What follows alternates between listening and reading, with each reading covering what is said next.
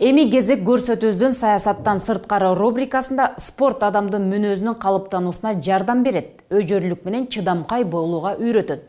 Дени сак адам тайманбастан көздөгөн максатына жетери бышык. Бүгүнкү берүүдө бир катар спорттук мелдештердин жеңүүчүсү, мыкты чебер, жогорку кеңештин депутаты Тазабек Икрамов менен болгон маекти сиздерге сунуштайбыз. Негизи спорт менен ар дайым эле машыгыш керек да. Дени сак адам бул улуттун да кызыкчылыгы болот. Спорт бул тазалык да. Ар бир кыймыл негизи бул адамдын жанагы ичиндеги же болбосо жаман энергиянын баарын чыгарып турат да. Эң негизгиси ичиңде жаман нерсенин баарын сактабаш керек. Ошонун баардыгын спорт аркылуу, тер аркылуу, шоң куруш аркылуу чыгарып койсоң, ошондо эч кандай адамда агрессия же болбосо бир жаман нерсе калбайт да. Анан адам сөзсүз түрдө эле ооруп калганда же семирип калганда спорт менен эмес, ар дайым спорт менен машыкса, бул өтө жакшы нерсе болот да.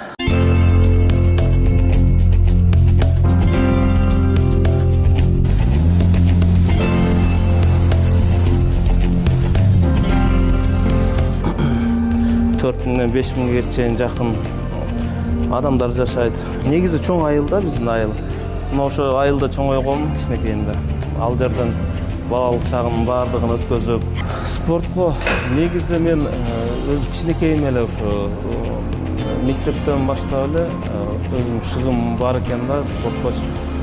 Элдер ар бир мектепке барганда апам Раматылык мугалим да, анан күндө ак көйнөк кийгизип жөнөтөт.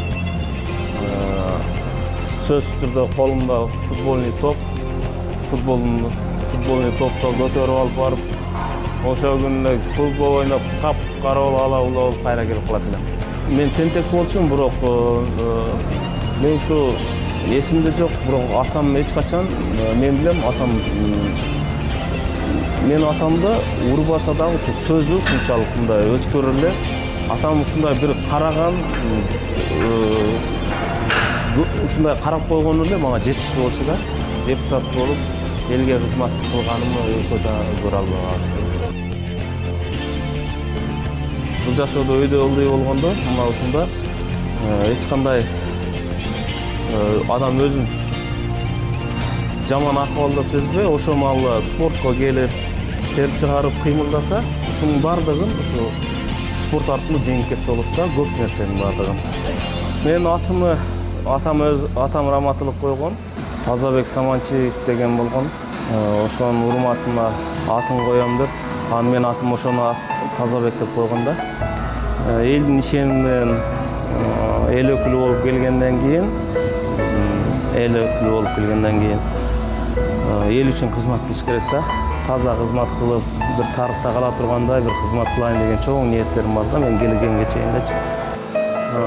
Бир мамлекетибизге бир жакшы салымыбызды кошсок деген ниеттер болгон.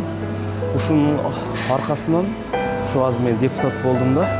Адамда негизи бир максат болуш керек экен да. Кызмат кылган болсок, ал эртеби кечпи ал эч качан унутулбайт, бул кайта турган нерсе экен да. Биздин келечегибиз балдарда, анан ошол тарбия. Анан ошол жерде ата-энесинин колунда барбы, жокпу, ага карабастан мектепке кабыл алуу кыйын болуп атат, акча менен болуп атат.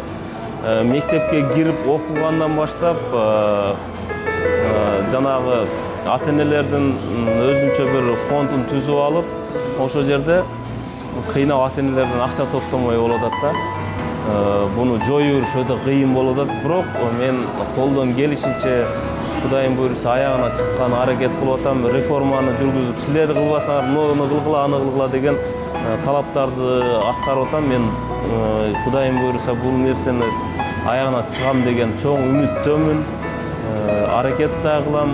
Кудай буйруса биздин келечекте биздин жаштарыбыз анын ата-энесинин акчасы барбы, жокпу, ага карабастан татыктуу билим алыш керек деп айтат элем да.